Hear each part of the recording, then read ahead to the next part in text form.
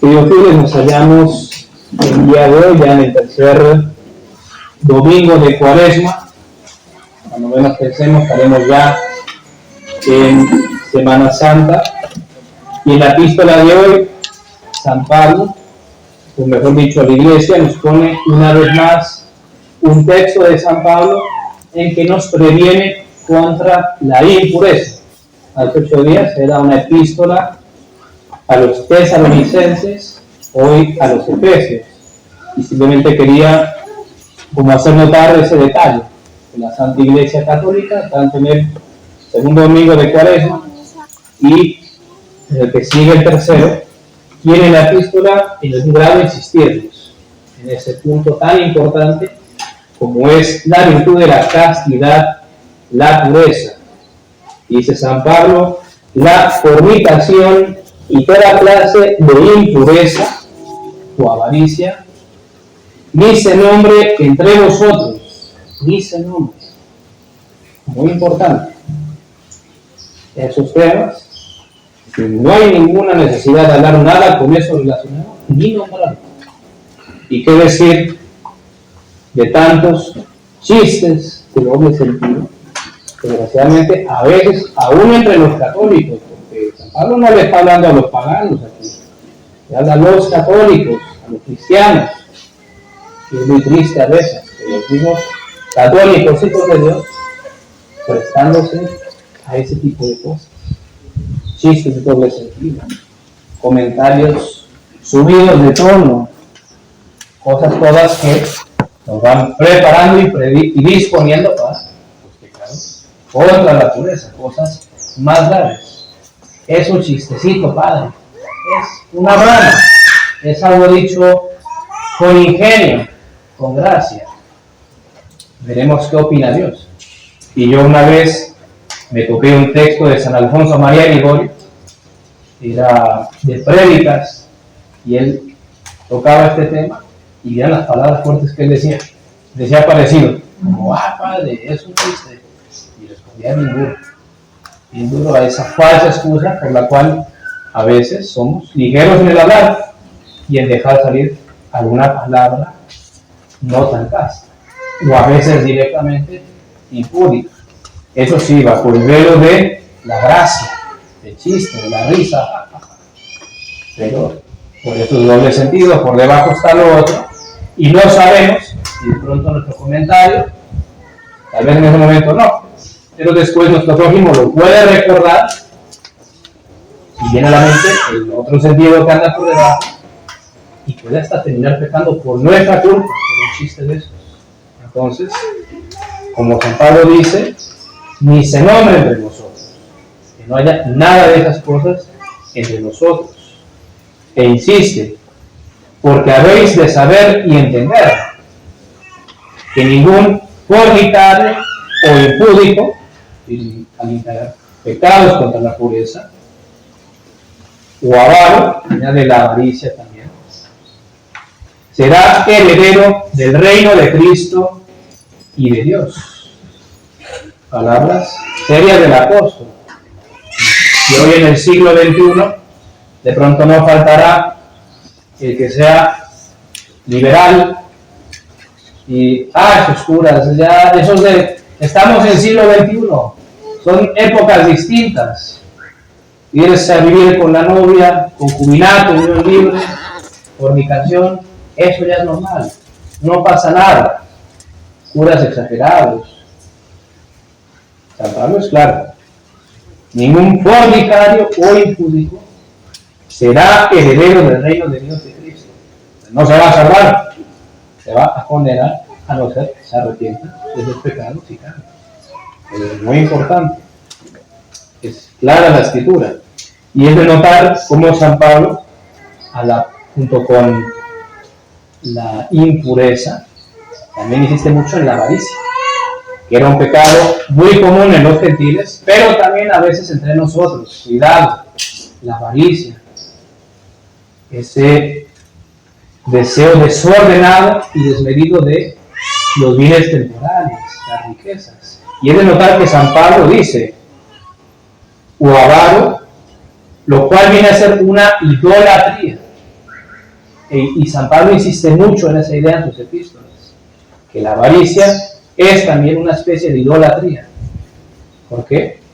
Porque cuando lo que prima es el dinero, las riquezas, los bienes temporales, en algún grado es como si se volvieran nuestro Dios. Y de hecho, ¿cuántas personas no vivirán así? Aunque no piensen, no, Dios dinero y le echen incienso, pero su forma de vivir, su toma de decisiones es como una idolatría. ¿Por qué? Porque los católicos, ¿qué tiene que ser el motivo y la causa de todas nuestras decisiones? Todas. Dios. La salvación de nuestra alma. Y el avaro, que es lo que es el motivo de todas sus decisiones. El dinero. Lo que sea que le dé dinero, pronto, rápido y que sea abundante, eso se hace. Sea acorde o no a las leyes morales. Por eso es una especie de idolatría. Entonces San Pablo nos previene contra esas dos cosas: la impureza y la idolatría. Y ahora pasando al Evangelio, recién escuchábamos cómo nuestro Señor libera un poseso. Y dice el Evangelio que ese demonio hacía que el poseído estuviera mudo, no podía hablar. Lo liberó, salió el demonio y empezó a hablar. Y todo el mundo maravillado. Y empezaron a sonar unas voces entre la muchedumbre que comenzaron a decir: por arte de Beelzebú, príncipe de los demonios, expulsa a los demonios. Decían eso contra Cristo. ¿Quién? Los escribas y fariseos. Acaban de ver cómo ha curado un poseso, lo ha liberado, y sin duda que no sería la primera vez que veían un milagro de nuestro Señor. Y en vez de creer, de admitir la evidencia que estaba ante ellos, no, negar lo que es patente ante ellos. Por virtud de Beelzebú, príncipe de los demonios, expulsa a los demonios. Y para colmo de males, otros, dice el Evangelio, tenían el descaro de pedir una señal en el cielo. De pronto pensarían como cuando Elías hacía bajar fuego, y otros santos también, pues que haga o que pare el sol como Josué. Una señal en el cielo. Pero dice: hipócritas, acaba de hacer un milagro, y cuántos no había hecho ya, y pidiendo una señal en el cielo. Y nuestro Señor veía porque recordemos, lo de atribuir al demonio lo que él hacía no solo dijeron en su cara, eso es entre las muchedumbres. Dirían metiendo cizaña en el pueblo sencillo, que veía el milagro y este es profeta. Y los cizañosos, no, es arte de Beelzebú, porque el demonio hace eso. Y Cristo, muy agudamente, le responde, sin que lo hubieran dicho directamente, una prueba más de su dignidad, que sabían lo que andaban por ahí cuchicheando entre la gente. Dice: todo reino dividido contra sí mismo cae. Y Satanás está dividido contra Satanás, ¿cómo subsistirá su reino? ¿Qué sentido tiene que el demonio saque al demonio? El demonio quiere que haya más demonio en cualquier persona.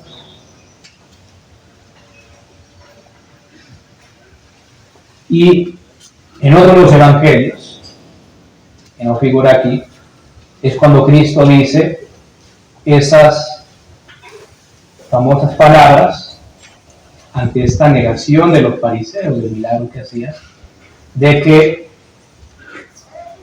todo pecado será perdonado a los hombres, pero el que blasfemare contra el Espíritu Santo, o pecare contra el Espíritu Santo, no le será perdonado, ni en este siglo, ni en el venidero.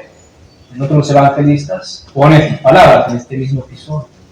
Las palabras que a primera vista pueden parecer realmente muy misteriosas y que fácilmente pueden ser mal interpretadas inclusive, y lo han sido.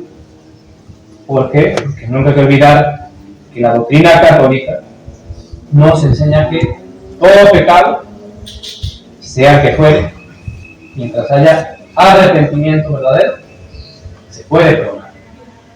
Hubo herejías, en especial en los primeros siglos, que basándose en este texto, interpretado erróneamente, decían que había ciertos pecados que no cometiste y olvídate, condenado. No hay perdón, no hay absolución, no, condenado. Y esa no es la interpretación correcta. Pero entonces uno dice, ¿qué significa? Porque las palabras son fuertes. El que blasfemare contra el Espíritu Santo no tendrá perdón ni en este siglo ni en el venidero. Y encima, en otros los evangelistas dice, es reo de pecado eterno. Palabras bien fuertes. Los santos, los teólogos e intérpretes nos explican que, y hay que tenerlo en contexto con lo que acabamos de decir que pasó, que el pecado contra el Espíritu Santo a que se refiere nuestro Señor es cuando el problema radica en la mala voluntad del que peca, que no quiere disponerse, no quiere cambiar para poder recibir la gracia de Dios y el perdón de sus pecados. Por ejemplo, uno de los pecados contra el Espíritu Santo que siempre se suele enumerar es la negación de la verdad, es lo que hacían precisamente los fariseos. En su cara tenían el milagro, en su cara veían los prodigios que hacía Cristo, que este no era el único ni el primero que veían, y negaban. Pecado contra el Espíritu Santo. Como dijimos, pedían señales en el cielo, es por arte del demonio que lo hacen. Y evidentemente, si uno está en esa disposición, ¿qué perdón puede tener uno? Hay que primero salir de eso. Entonces, el pecado contra el Espíritu Santo esencialmente consiste en la mala disposición del sujeto, que no quiere arrepentir, que no quiere cambiar, y por eso no puede recibir el perdón. Entre los pecados contra el Espíritu Santo que se suelen nombrar está el que ya dijimos, la negación de la verdad conocida, pecado propio de los masones, por ejemplo. Los masones que estudian la doctrina católica para creer en ella, no para atacarla y ver cómo dicen mentiras y la tratan de negar.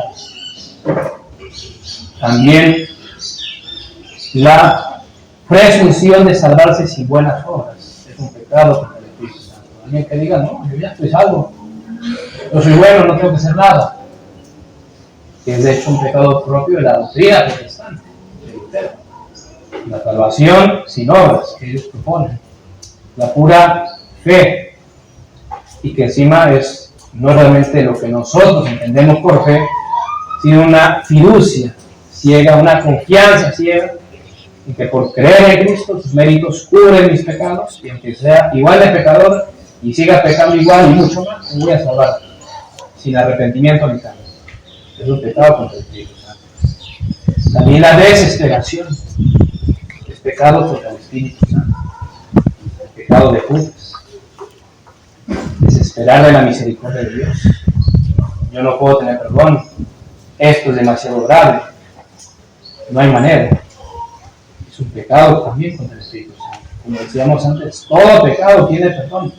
Y aunque uno haya sido el pecador más pecador del universo y de los siglos, y con más pecados habidos y por haber, pero si uno se convierte, arrepiente, y se perdona los pecados, y uno se puede salvar.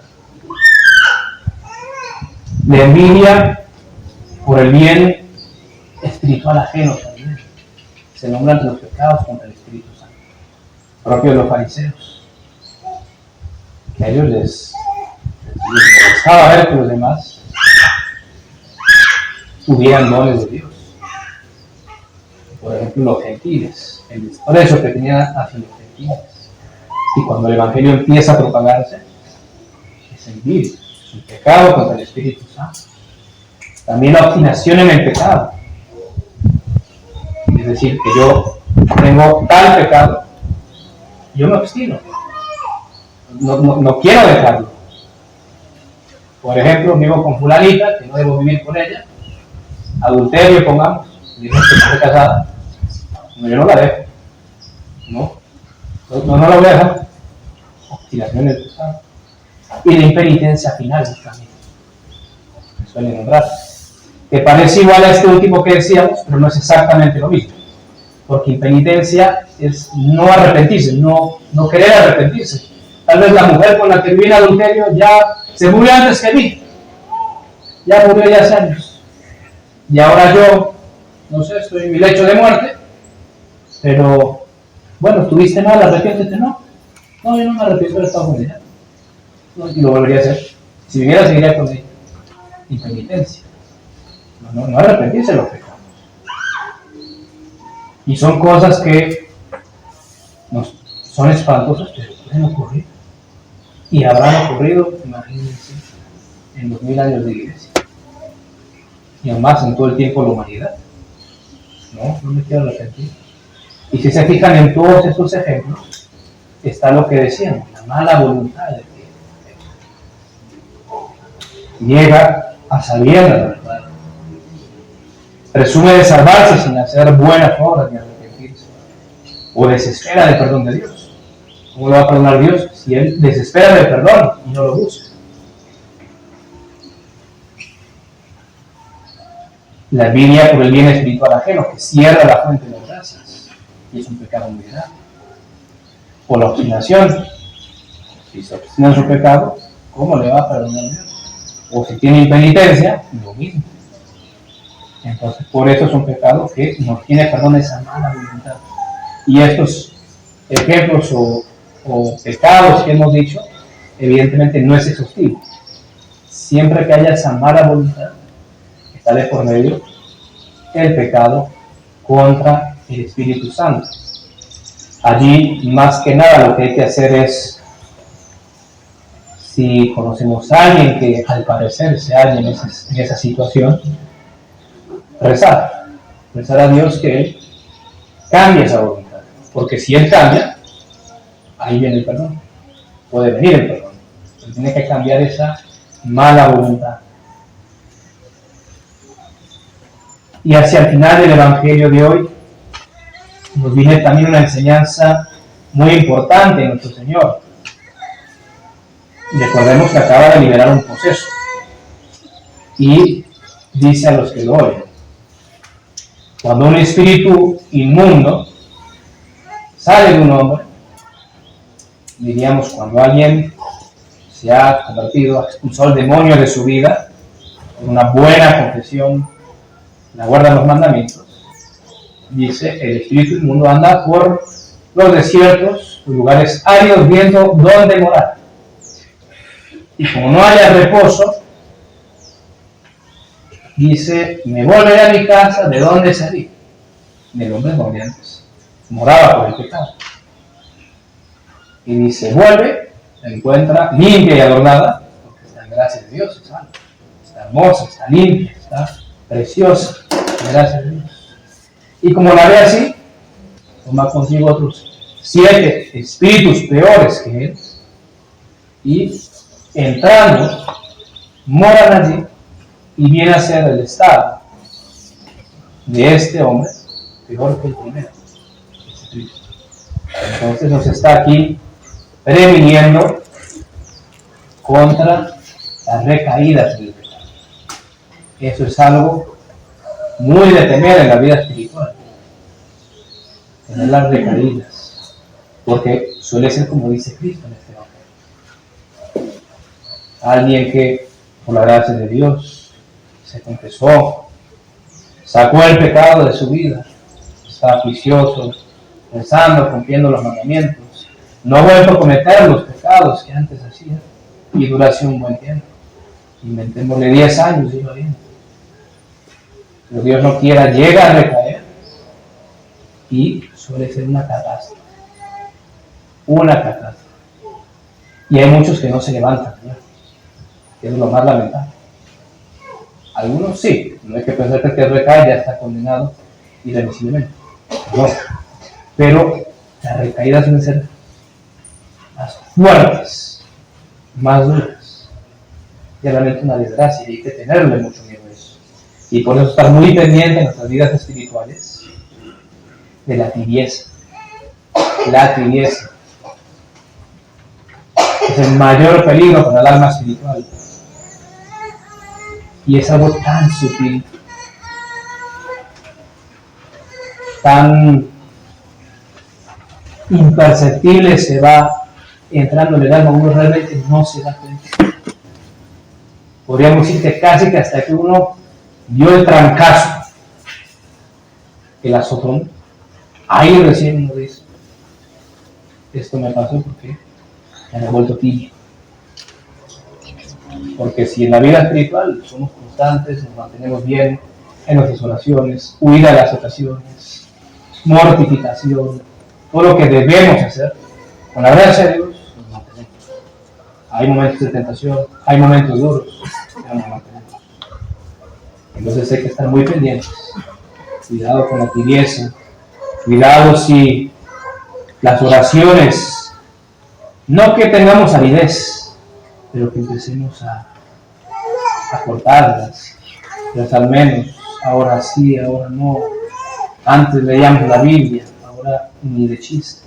Antes escuchábamos muchos sermones, prédicas, cosas espirituales, ahora se ha borrado en nuestra vida. Y al revés, cositas del mundo, tal vez no cosas que sí sean malas, pero como que empiezan a ver más y miramos eso y dejamos que el Espíritu se divague en esas otras cosas. Eso y otras tantas cosas pueden ser señales. Hay que aprender a alarmas de posible tibieza. La multiplicación de los pecados veniales. Si antes andaban aún con los pecados veniales mucho más juiciosos, y ahora como que hay más. No son mortales, pero los pecados veniales. Me mortifico menos. Son todas cosas que hay que aprender a alarmas. ¿Por qué? Porque el demonio está buscando volver a entrar. Y también eso Cristo nos enseña en esta pequeña parábola. El demonio sale, pero no se fue y ya está. No, él trata de volver a entrar y para lograrlo busca ayuda, busca refuerzos. Entonces, estar siempre muy pendientes en nuestra vida espiritual, no dejar que venga la tibieza para que no vengan las recaídas. Y concluyendo, nada más un último pensamiento de lo último que sale en el Evangelio de hoy. Dice el Evangelio que al decir nuestro Señor todas estas cosas, una mujer que estaba en el pueblo, al oírlo, exclamó: bienaventurado el seno que te llevó y los pechos que te amamantaron. En otras palabras, bienaventurada María, la Virgen María, tu madre. Qué dichosa, porque eran de hijo. Y Cristo respondió: bienaventurados más bien los que escuchan la palabra de Dios y la guardan, la practican. Y aquí podría llegar un protestante y, ¿vieron? Alaban a su madre y él no. Quita la alabanza de la Virgen y lo pone al que guarda los mandamientos. Y precisamente en estas palabras de Cristo hay una gran alabanza de la Virgen.